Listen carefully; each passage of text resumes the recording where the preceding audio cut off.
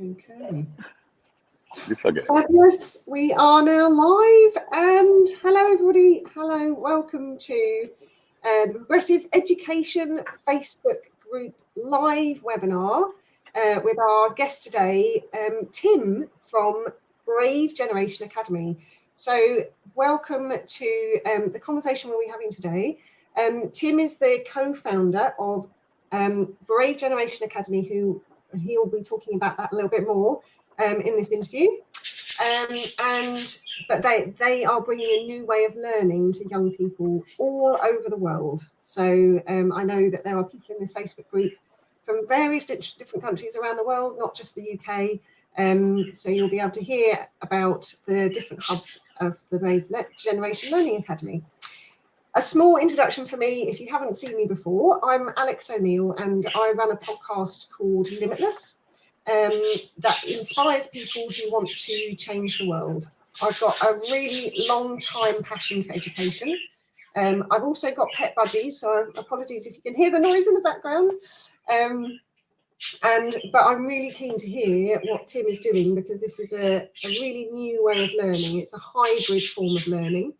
And it combines online and in-person learning in different hubs around the world. If you're interested in listening to the podcast, you can listen to the Limitless podcast on www.limitlesscommunity.co.uk, or you can search for Limitless and my name on Spotify, Apple Podcasts, and or wherever else you like to listen to podcasts. So it's available wherever you like.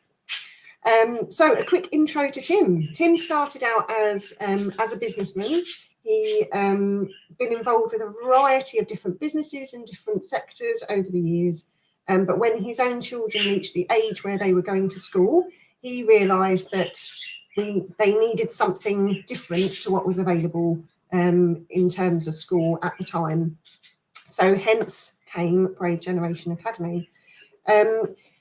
Just before we start, just to mention, if you are watching this live today, you can pop some comments, you can pop any questions you have or any comments you'd like to make in the comment section underneath this video, and I will be able to see them, and hopefully I'll be able to pick them up and ask Tim for you live in the webinar. If not, if you're watching this recorded, that's absolutely fine. Feel free to pop a comment or a question in after the session as well. And Joe, who runs the Facebook group, will be able to pick it up. So great. So, and this recording will stay in the Progressive Education group afterwards. So if you're watching it live and you want to sort of pick it up afterwards again, you can. It's going to be here for forever and ever.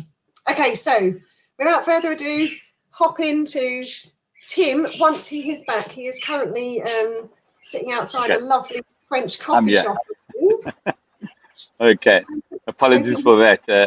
I don't think it'll cut out lots. Just now and then we'll work with it. A bit of a challenge. But thank you so much for having me on Limitless, on your podcast, and to Joe for making it happen. So thank you so much. As you said, BGA started because of a need. And we were a family that liked to travel, a family that liked to have experiences and see new things. And my 3 kids were at a traditional school, and it sort of made it difficult. And we even started to feel guilty every time we took them out and take them with us on a trip. So in 2019, after this world trip, we got back and put them back into the traditional school.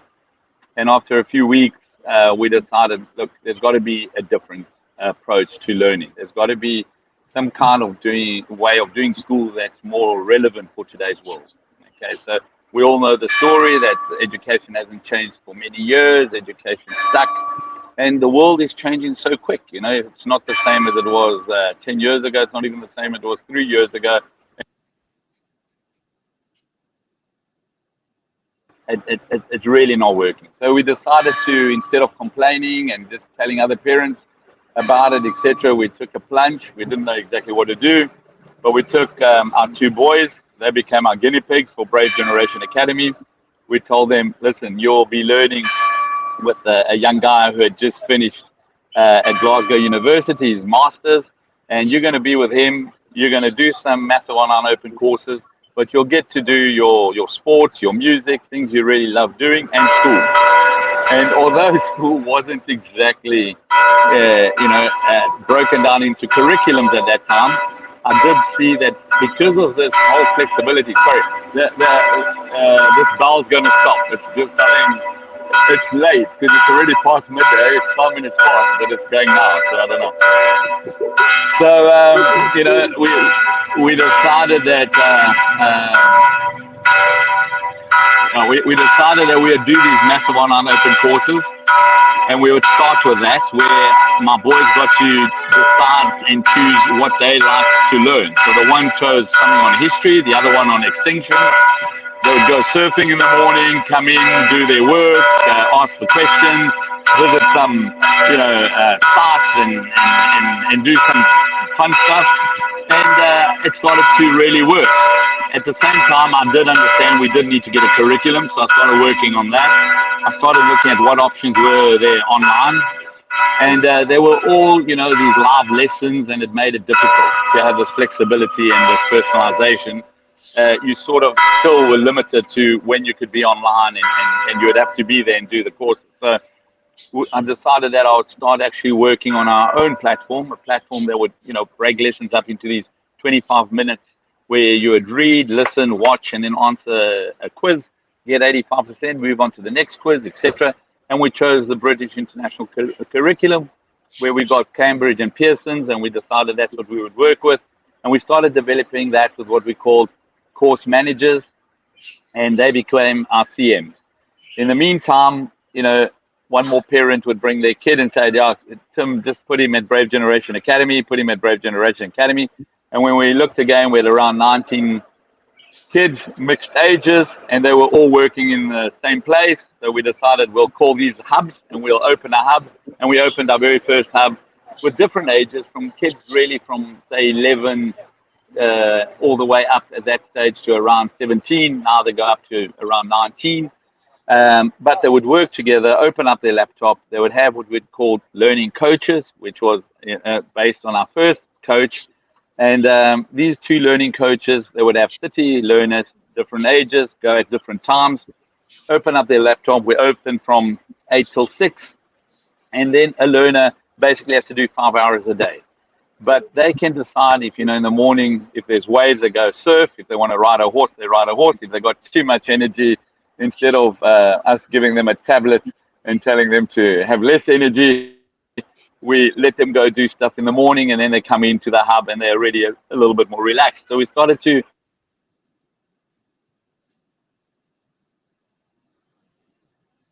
Oh, we lost him for a moment. Come back to... Oh, are you back?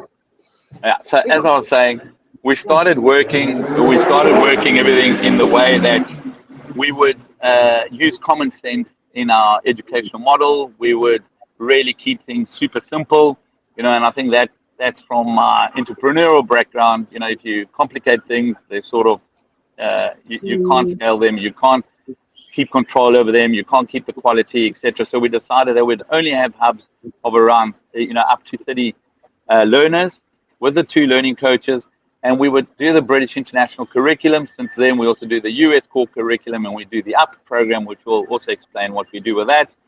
But, the big thing about it was you could go at your own pace. You could do your exams 2 to 3 times a year, depending what subject you've chosen. We designed lower secondary, we designed iGCSEs, and we did the A-levels.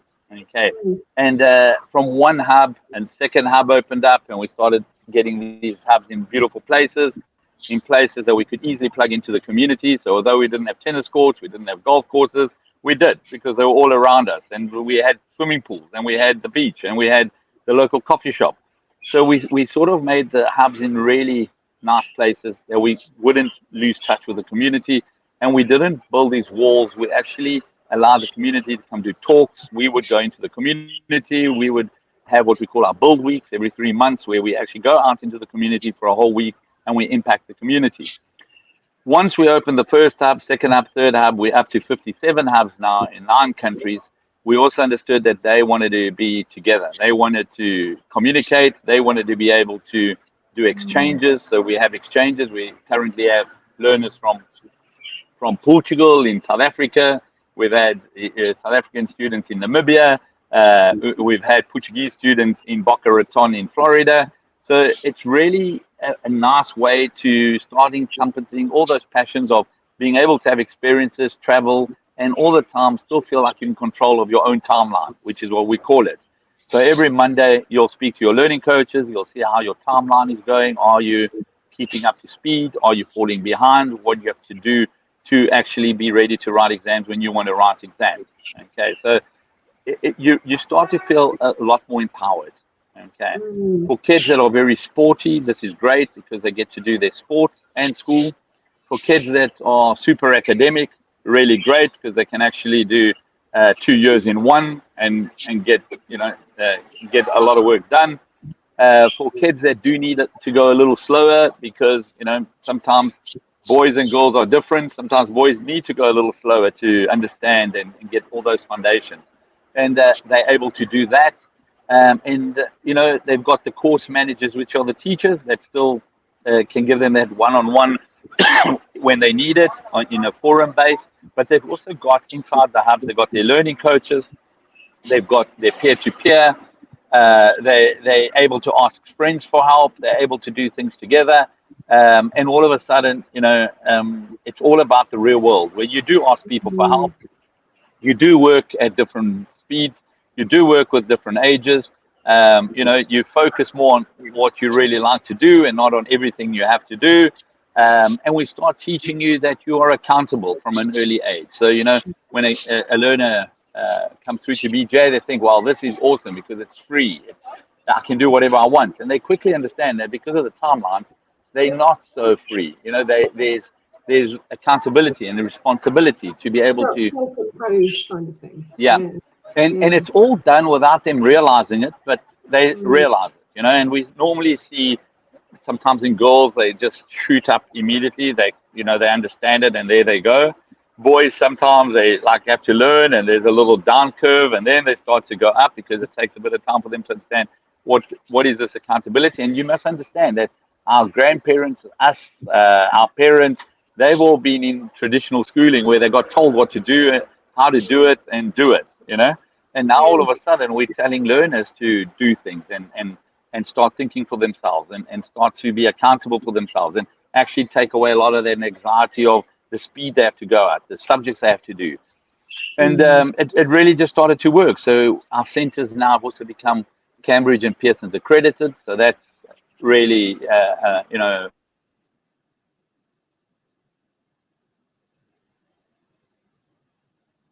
Oh, we've got a little internet break from Tim again.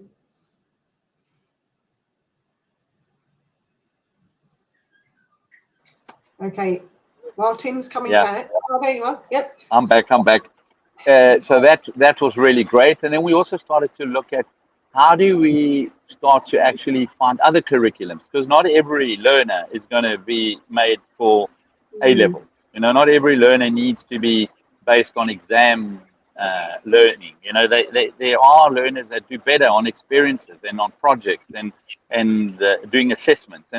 And that's when we started, looking at, we obviously had Americans that wanted the US core curriculum. So we got that going, and that's also an interesting curriculum.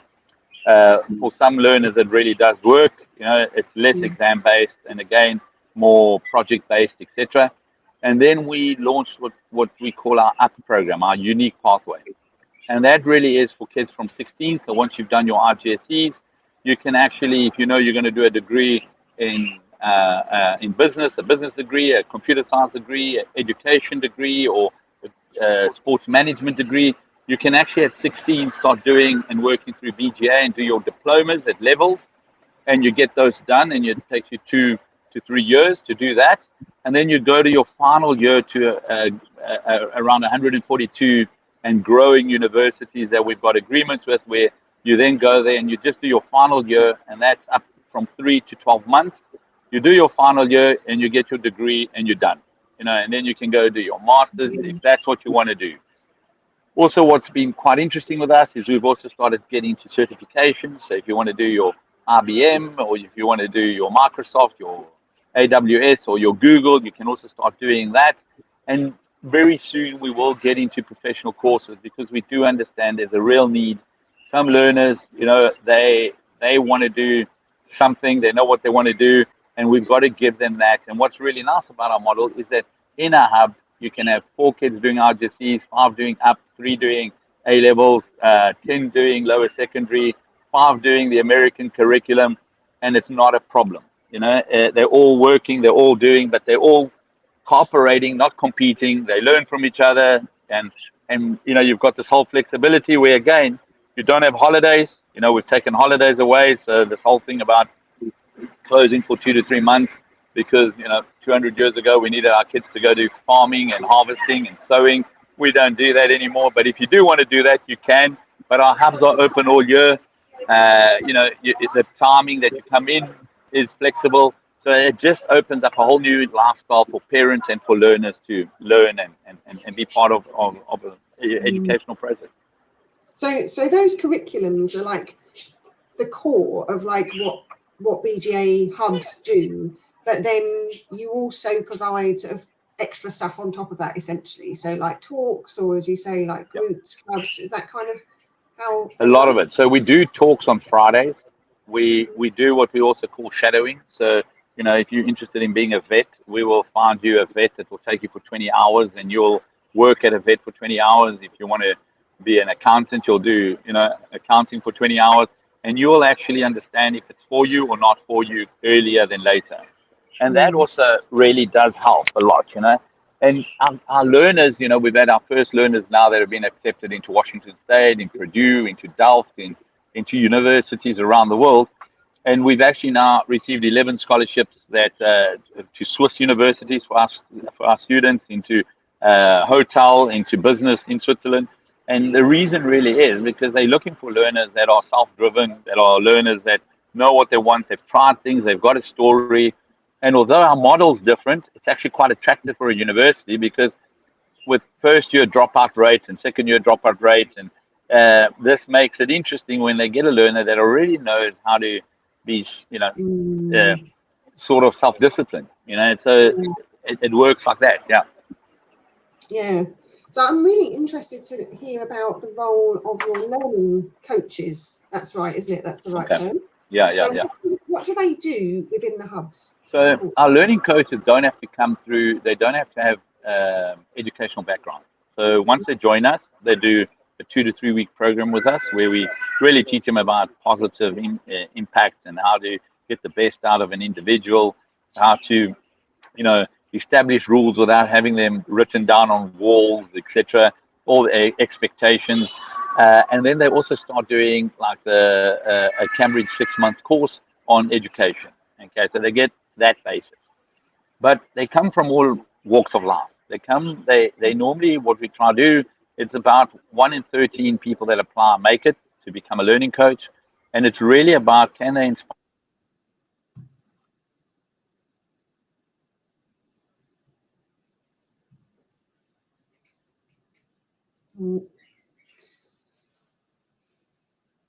We've lost Tim again. I tell you what, I'll take this moment while Tim's loading, just to mention, if anyone has any questions that they'd like to ask while you're watching, please do pop them in the comments and I will come to them. Or if there's anything that you want to mention to Tim while we're here. Sorry, it took a bit longer this time. I don't know why. But as I was saying, we find learning coaches that really want to impact young people. They're good role models. They've got values. We find, we normally tell them, you will become friends with your learners. We often tell teachers, don't become friends with your students, but they will, because they won't just help them with academics. They will help them with, targets and shadowing and life as a whole. And that's why it's very, very important for us, because the course managers will know the course, but we need them to really motivate them and keep them on track to do what they're doing. So we've got all types of learning coaches. So I would say the average age is around 26, 28 years old. We've also got older learning coaches. We try to mix it up, so we'll get a older, younger a boy and a girl, a sporty one and a more academic one. So, and that's why we always go for 2 learning coaches. So there is a mix in the hub. And then, their job really is to impact these young people and help them find some kind of purpose or some kind of passion. Because, sometimes a learner will arrive and you ask them what they like to do, nothing. I don't know. So they will slowly, like they'll find a learner that maybe plays golf, and they'll get that learner to invite another player, another learner who's never ever even held a golf club, and say, listen, go together, try. They'll be your caddy, and you let them get in. So it's all about experiences. What we've learned is that experiences are the best way to get people to love something or to do something, and that's really what starts to happen. We start to see kids who have never played music interested in playing a song because someone's playing a song, and all of a sudden, we get a parent that comes and tells us, "Oh, my kid's asking for a guitar. They've never ever wanted a guitar. They've never wanted to do music." So those are the experiences, and I think sometimes in traditional schools we get so bogged down on academics and expectations and traditions, and that we actually don't actually focus on the learner. And this is where a learning coach gets to focus on the learner. The system allows them to do that. There's very little bureaucracy. They don't have to prepare lessons. They don't have to mark lessons. That's done through our AI on the quizzes and through our course managers on the assessments and the mock exams. So it really allows them to focus on learners. And that's the powerful thing I think about it. Because at BGA, we always say, if we're not sure, we just ask, is it the best thing for the learner? And if the answer is yes, we do it. Because then it will become the best thing for the parent and it will become the best thing for BGA. I think in traditional schools, sometimes we do what's best for the parent, we do what's best for the school, and sometimes we have what we call tradition, and tradition doesn't allow us to move forward and do things that we need to do in today's world for the learner. We don't have all those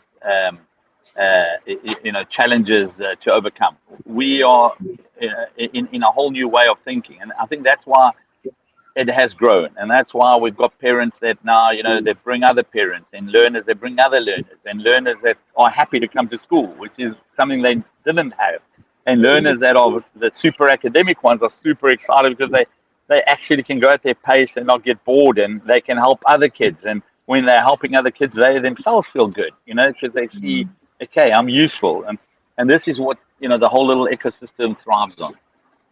Yeah, so that's why the hubs are so important, but the curriculum is delivered online in terms of the actual sort of teaching content. And does it the curriculums is that compulsory as part of BGA? Like, do you have to work towards GCSEs and that sort of thing? Is there a certain pace you have to work at? So different countries. In Portugal, yes, we want to keep to what the law says, where you have to until the age of 18 work on a curriculum that's accepted, etc., etc. So yes. In the US, no, you can actually bring your own curriculum into our hub, and we'll help you doing that curriculum or whatever you've chosen, and we'll work with that with you. So it depends on per case, per country. Most kids, once they're actually doing even a British curriculum or a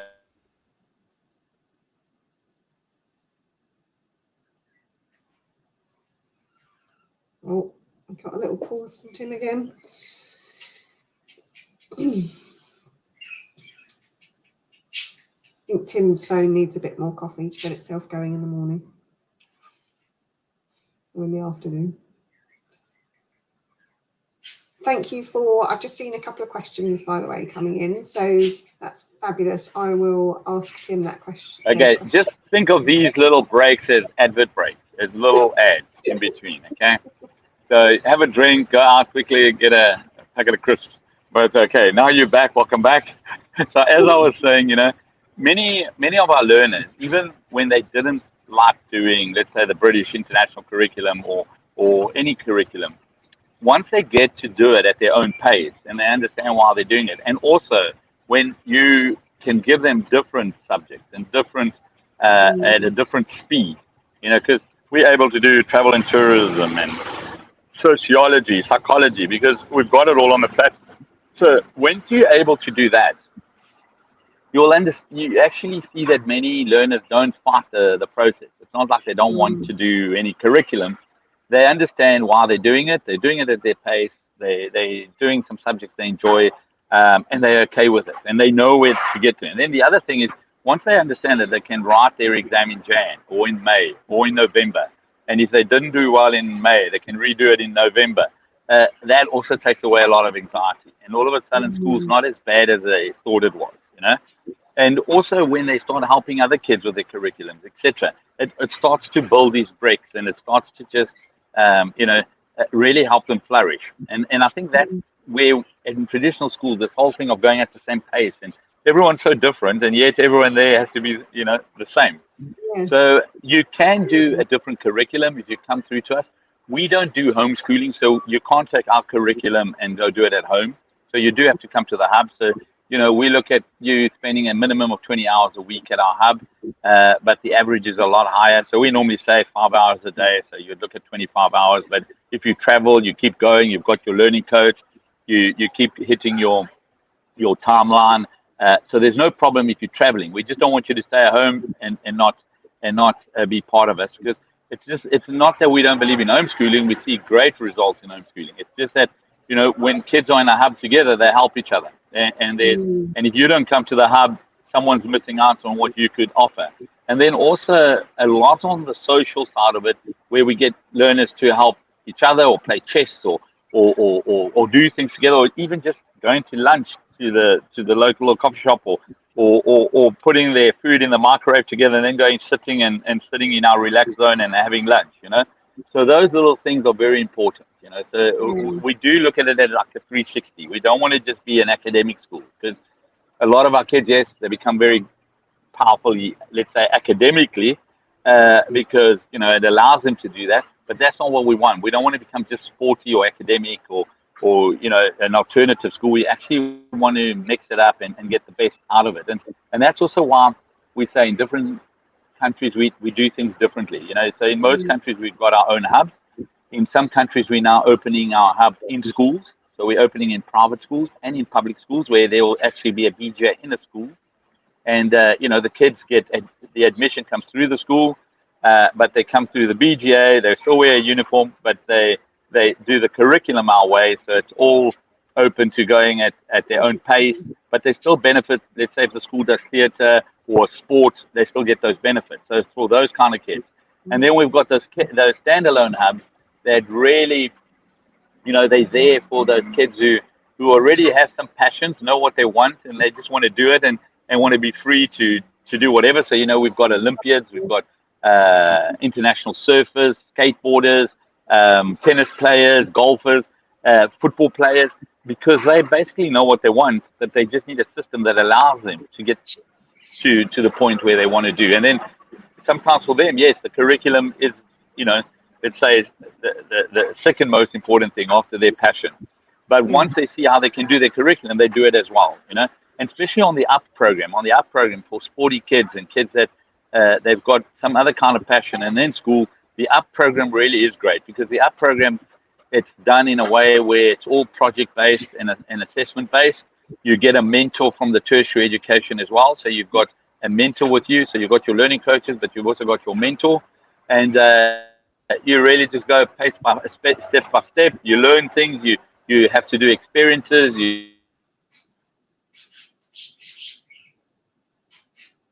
We're having another ad break from Tim.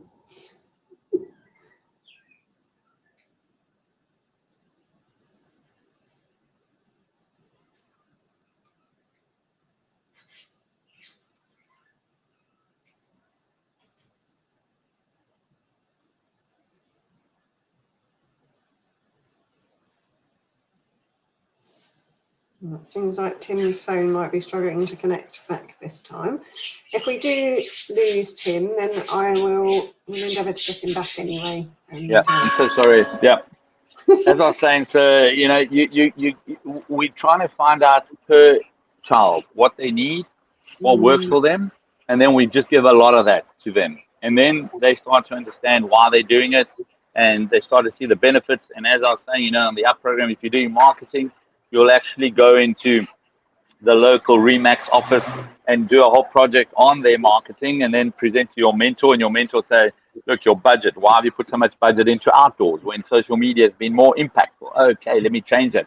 And then present it back to Remax, and then Remax grades you. And, so it's a little bit more different, to the traditional, just remember everything and write it back. And if you're good at doing that, if you can remember and write back, you're a great student. If you can't because you want to think differently or do things differently, then you're not a great student. But we to find those students that do things for themselves, and and in a way are so vital in today's world. And sometimes it's the practice, isn't it? It's having the space to be allowed to think that way. Right, I've got a couple of questions that have come in. So if I ask you some of the questions from the chat. So someone's mentioned that they've heard there's going to be a Cambridge school in the UK. Is that where your new UK hub is going to be? Yeah, so we've got some exciting news. So now on the 22nd, I'm actually meeting. So we're looking at doing a partnership with Bay Waters, and they are a school that basically a language school, and also do fashion and digital tutoring. And they've got one in Brighton, Bournemouth, Liverpool, and then in Baywater, London. So we're looking at actually putting BGAs into their hubs.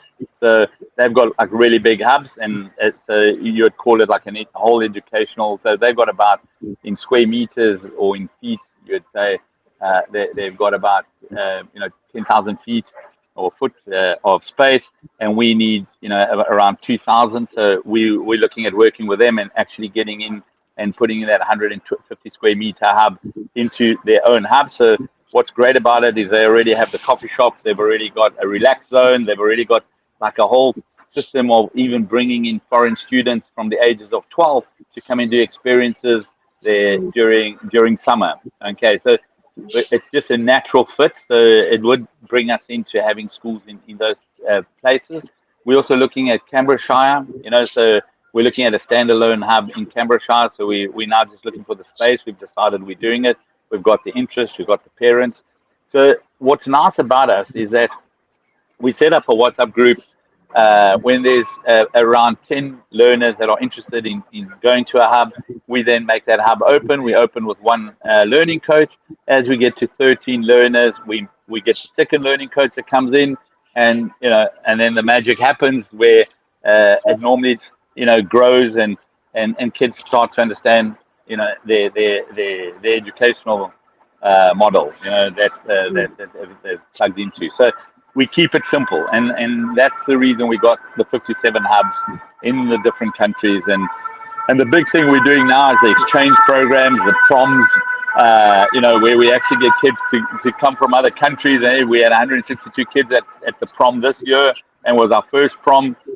So there's good things happening. Our learning coaches also get to do experiences where they do exchanges between different hubs. So, it keeps them motivated, because nowadays, if you look at it, even keeping teachers motivated isn't easy.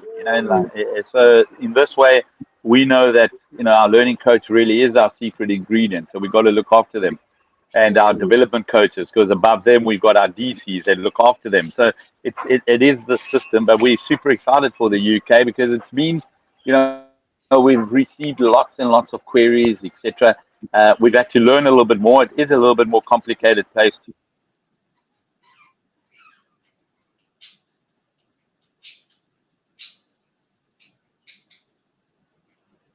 I think Tim was going to talk about it possibly being a bit more complicated in the UK than in some other countries. Hopefully he'll come back and tell us a bit more about his experience there, because that sounds very interesting.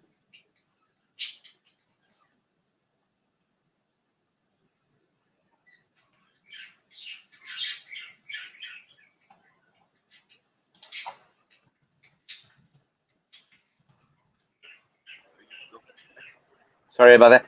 Yeah, and as I was saying, the UK is a little bit different. We've had to learn about D1 zoning and this and that, but we're almost there. And our plan there is actually to have our first hub as an independent school, and then again, having the exchange programs and all that, because really what we believe is education, and giving that flexibility to the family. Because many times, even in traveling, and as you saw, I've got my two boys here. They at BGA, so the one finishes this year, the other one finishes beginning of next year, and then I've got my little girl. But we're able to do these trips, and we're able to have a different lifestyle, where you're still learning, and that's what's great about the system. And with so many hubs around the school, around the world, Tim, obviously you're the co-founder. How does that? So someone has asked about who's leading the UK one, and obviously you're very involved in setting that up. But do you have sort of people on the ground in each country, kind of thing, managing the hubs? Yeah, we do. So we normally have, what we call like an associate there that really looks at the place, that helps us there. And then the learning coaches are there. And then, as I said, that's why sometimes people say, Tim, why don't you have bigger hubs? Why don't you make it bigger? Because then we can't control those 30 kids, and we can't control those 2 learning coaches. And for us, the quality really is, because we can grade on the platform. We can see how well the kids are doing in their math. Are they keeping to their timeline? How is, the learners also rate, just like you rate your Uber driver, you rate your learning coach. So we can see if there's an issue, and we can see if there's an issue on kids going slower in a certain hub. We're able to send our student affairs there, or our DC there, and they can understand it better. And sometimes there's a reason, So we've kept it small because of that, because of the quality, because that we need to be there for every learner. And we've looked at it, and we've got higher than a 90% plus success rate on learners, and I think that's a very good thing. We would love to be 100, but we're not at 100. So we get some young learners that sometimes it's not working for them. They go away, and then they sometimes come back, and then it really works for them. So, but we've also, when we look at traditional schools, it's probably a 50% where kids are happy. At least, it's improving the odds. So we do get a local person. They're important for us, because they open the doors, they help us with the licensing, how does it work, etc., etc. Because for us, we actually only want to focus on the learner. The other thing is, for us, it's also quite important that we do have hubs that are mixed socioeconomically. So we normally look at our hubs where around 35% of our kids get scholarships. So that we're able to have hubs that are different. We don't have, it's not like a private school maybe where everyone, is let's say, like, blessed to be there and have that access, and etc. Yeah, we do want to have kids that are different, because we've also seen that many times kids that come from lower socioeconomic background actually drive the higher socioeconomic backgrounds to do more and think and make things happen. We've got Kilifi Hub in Kenya that is a total scholarship hub. We've got one in the north of Portugal that's a scholarship hub. So it makes us really happy that we're able to do this. And we've got a great project where we're looking at going into the refugee camp in Kenya, where it will be a sponsored hub. But at least we'll start making an impact. And it's not the British international curriculum there, but it's digital. It's how to run social media, how to do online adverts. It's how to become Microsoft certified, so that they can really get jobs and change lives. Yeah. It's really interesting. I haven't forgotten the question that's come in between, but we had a question come in from someone saying they were concerned that cost might be an issue. So how does the cost work? Yeah, so our cost works at about £850 in the UK a month. Okay, and that's really because we've got rent and we've got learning coaches.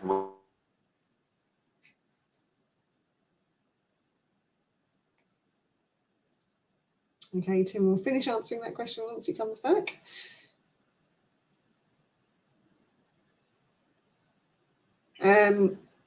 Just out of interest, platform where Cambridge cost. So, yeah. Okay, as I was saying, we didn't put the phone down because of the process. Because, as I was saying,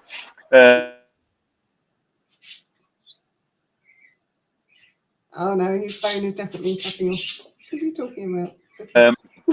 in South Africa, it works out at about £200 or £150 actually. So it depends on the market. Okay, what we do is, if a learner wants to come to BGA, they write us a letter, and the parent writes us a letter, and they need financial support, we look at that, and we get an answer within 48 hours, which is really putting the learners first in that. We're not a profit focused enterprise. We're more purpose driven. Okay, and all we want to do is have a hub that's sustainable. So we normally look at being able to have a hub where we've got 15 kids who pay, 10 kids pay half, and 5 kids don't pay. So we break it up into that. So the money is not the reason. We're also starting to make a lot of partnerships, local partnerships, where we will get a company that will actually sponsor a kid if a kid needs it and can't afford it. So, it is part of working with your community and making it happen, because then what that learner will do is do an internship at that company and give back in that way, because they actually also, and we also allow once you give a scholarship, to also come and spend a day at the hub, a month, and also get recharged. So they're able to have a staff member that comes through and spends a day with the learner, with learners. They don't know, and they get to speak about what they do, and they get to think again, and that's a win-win for both parties. Yeah, absolutely. It's interesting. So there is that sort of choice of costs. So another question that's been asked is about how the BGA model works for ASD children, so children with autism or autism spectrum. How well do you have students that you're aware of that do? So we've never actually set up BGA for any special needs, or autism, Asperger's, or any of that. Naturally, we did start receiving some learners, and it's been really, again, a lot of common sense. We normally, when we know we got a learner that's coming through, they do a trial week and they just try it out for a week and they come see how it works. And then the rest of the hub knows that there's a learner that's coming that got some extra superpowers. Okay. And they normally come in, and because they can actually start working at their own pace and choose subjects they like, or do things they like, they actually automatically just start becoming a lot more calm. Okay, and they actually start becoming a lot more engaged in what they're doing. All right, and we've seen amazing stories. All right, but it's not that we focus like that. We're actually now working on a project where we're working with a dad who actually has a child with special needs, and he's done a whole program, and he's actually a university professor, and we're calling it Brave Generation for Equity, where we are looking at doing a few little special things in the hubs. Our hubs are made, we've got our hubs are actually, they've got focus rooms, so if they need to be a little bit quieter, they go into a focus room. So it already automatically does a lot of it. Okay, and you also having earphones on and being able to be focused. And also, again, if you're doing something you like, you've got the earphones on, it again starts to work out. And for our learners that don't have these superpowers that we call normal, they also benefit so much, because they get to learn from these learners. They get to experience them. They get to understand that they are really, really special in a special way. And I think that's where, again, our model, we look at trying to be the same as the world. And the world nowadays is mixed with people, mixed ages, mixed colors, mixed superpowers, etc. So there's no way, we shouldn't be hiding or not, incorporating and making people that are different feel comfortable. So for us, it's just a natural way of doing things, I guess. So, and I think it's weird to say, but we really, by not doing too many things out of the line, they actually themselves feel like they just fit in, and kids actually have a lot of empathy. We just always think they bully and they do this and they do that. But when they get to think a little and get to meet someone, empathy grows. So, yeah. And I think the mixed ages helps empathy a lot. I think if schools all traditional. Yeah.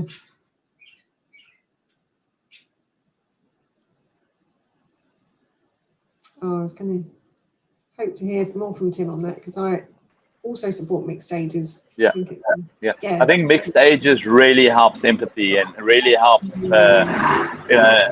and that's how we carry on after school. So it should be done earlier. Yeah, exactly it. Like, it's so funny that we're kept in these sort of same age groups all the way through school, and then suddenly it's like, oh no, you can mix with all ages now. So, someone's just wanted to confirm, because you mentioned about the cost of the hub in the UK, but I think there was a bit of a internet lag at that point. So it was £800. £850 a month. Okay, and that includes obviously, coming through to the hub, being there with the learning coaches, being registered with Cambridge, doing the curriculum, etc. And as I said, the only things that you do still pay is if you do go to a private sports club or music or something. But everything we do, the debates, the chess, the being there, and if you want to come from 8 till 6 o'clock, that's fine. We get kids that don't want to leave. And also, you can do 6 iGCSEs, you can do 10 iGCSEs, you can do 4 A levels, you can do 7 A levels.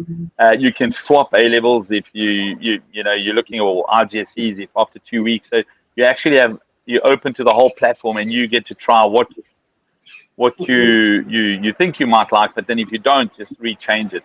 Okay. The only other costs, of course, are when you write exams. The exam fees. But you do write at the hub, and we basically just charge you the exam fees on Cambridge or Pearson. Yeah. So when they actually happen, kind of thing. Yeah. And I'm really interested to know: are you registered? Is BGA actually registered as a school in all the different countries, or is it something else? Is it just a learning? So we are Cambridge and Pearson's accredited, Painter. So we've done all those kind of things.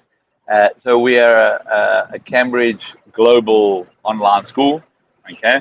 But we're doing it in the hybrid way. And in the UK, we're actually going to be registered as an independent school. Okay, so and that's probably why it's taking a bit longer in the UK, because we wanted to go through all the right steps. BGA looks at being long term and not a short term option. But now, with some more partnerships coming on, etc., we're super excited by what we can do in the UK. Yeah. So what's next? And another good thing, once we've got Liverpool and we've got Brighton, you could be in London and then decide to go for a week to Brighton, and you go through and your learner, your kid just carries on at the hub there, etc., etc. Or you can go to Marbella or Valencia or Bangalore if you really want to try it, or Phuket, Cape Town, and that's also really good, and that's included in your fee. So you don't actually, and if you stay longer than a month, then you start to pay the local fees. So if you go from the UK, then it cuts it down to about £200 if you stay in South Africa, or £485 if you're in Portugal. So it works like that. Yeah. So it really is set up for travellers, like world schoolers, as you might call them. Yeah. So what's next for BGA then? Like, what after you've established the UK hubs? Is there a sort of longer term plan for what you want BGA I think for the UK, we're really very interested in obviously starting with our independent hub, and then looking at where we can partner and put hubs into, sports clubs, just like we've done in other countries, into art galleries, anywhere, or a Montessori that has kids until they're 11 or 12, and then we can plug in and, we have a BGA there for kids to carry on. And then obviously even schools, we're really interested in plugging into schools and giving schools an option of how to do a curriculum differently, how to offer more in curriculums, how to really look at a learner and say, this learner, he's a brave one, he should be a BGA. For many reasons. Sometimes the reason that they disrupt normal school because they're bored, or they just feel like they're not,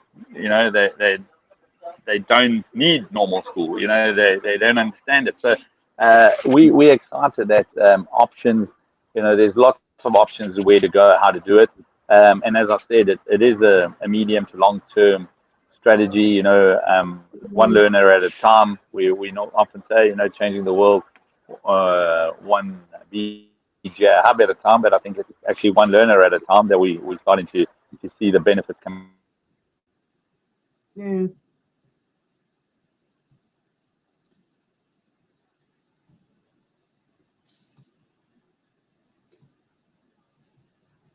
Oh, I've lost Tim again.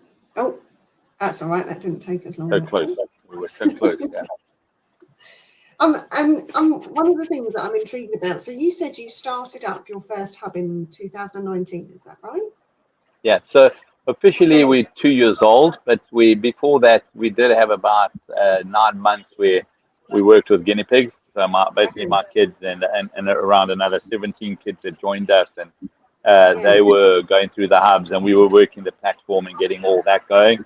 And it's just gone from strength to strength. You know, when we celebrated 2 years ago, 2 years about 2 weeks ago, 1st of September, and we looked what we achieved in 1 year, and it was crazy just to understand what we were doing. The course managers we've added, the DCs we had, the international affairs we've added, or the events.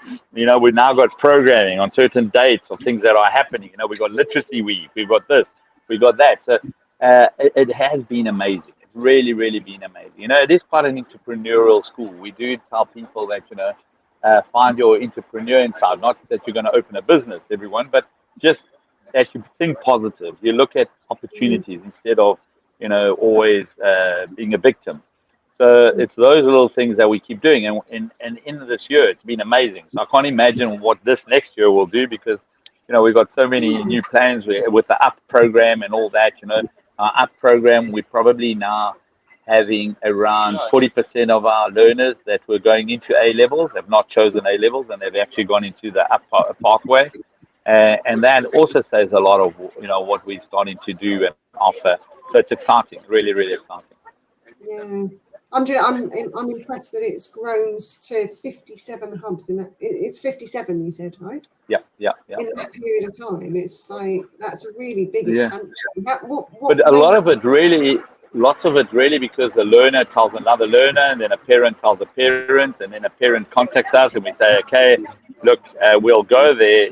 We opened Funchal now, and it was Funchal Madeira Island, and it opened with 11 learners, from day one. And it was really the first parent who contacted us. We said, okay, we'll set up a WhatsApp group, put on any more interested parents, and we opened a beautiful hub with wonderful learning coaches. And then once there's 11, we know we'll be at 17 and 20, etc. Brilliant, fantastic. And there's a final question which I'll ask you from the chat, which is someone's asked, will you be developing an online only based curriculum at any point in the future, do you think? No, we won't, not because we don't believe in it. It's just that, at the moment we really want kids to come through to the hub. There's so many online schools, and there's so many schools doing new things and good things online. And for us, we really, our model where you do your 25 minutes and then you get to do your quiz, and then you can go have a chess game, or you can do, you've got a debate club, or you've got someone coming in and speaking. The only exceptions we've ever done to offer our BGA online, is if we are going to open a hub in your area, but it's going to take 3 months or 2 to 3 months. So you'll start your online, and you'll get a LC already looking after you. But once it opens, you actually come on onto the platform. Into the hub. It's just, we would grow a lot quicker if we were online. We would have a lot more students if we were online. But then, we would be considered more into the online, schooling. And as I said, we do have kids that are doing very, very few, but mostly it's American kids that maybe are doing an online curriculum that come into our hub. So, they benefit from wanting to come to the hub. Yeah. The app pathway you can do online to a big extent, but then you do still have to commit to coming into the hub in certain periods and when you work together, etc. Yeah. Fantastic. That's really interesting, Tim, and absolutely best of luck with setting up the UK hubs. Do you have an idea of when those will be open? Well, we're really hoping to have the first one within the next 3 months. You know, so we're fighting hard. We've got the parents, we've got the learners. So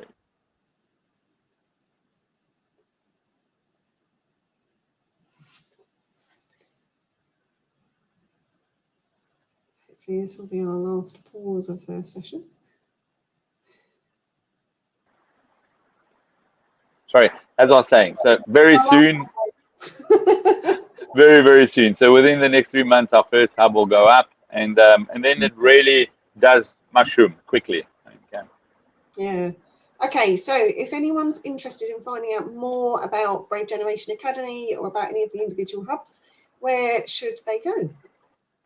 Or how to So we've got our website, which is www.bravegenerationacademy.com.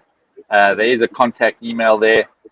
You're also able to, WhatsApp me directly. I'm happy to take your WhatsApp. So it's Portuguese, so it's +351 912 810 996, and then tell me where you're looking, what you need, and I'll connect you to my team. And at most BGA hubs when they open, I'm there as well. So we are very, very hands-on. I've got my son that's finishing at BGA, and next year he's going to be running around and visiting hubs. We've got amazing people like the Long Kings that work for us, and the Sophia Borishes and the Paul Denises. They're all those people that really, they live it as if it's the only thing in their lives. It's really, they put learners first. So contact us, WhatsApp us, me, whatever, no problem at all. And maybe you can just add my number there on the chats, and it's there. Amazing. Thank you, Tim. It's been really interesting hearing about BGA. It's such a different way of doing school to so many things I've heard before. So I'm really excited to hear how things turn out with your UK hub.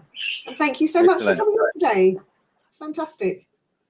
Thank you, Alex. Okay, and apologies for the little cuts. Okay, but No worries. I'll leave you to enjoy your. It will be better next time. Bye, everyone. Yeah. Thanks, Tim. Have a good rest of your day. Oh, and in true form, he logged off at the end. Thank you, everyone who made it today, listened to the session, or are watching back the recording. I hope that was interesting. I think Joe's put a link in the comments, so if you want to find out a little bit more about Brave Generation Academy and what Tim's been up to, do feel free to follow that link. And I hope you have a lovely rest of your day too. So thank you very much. And I'll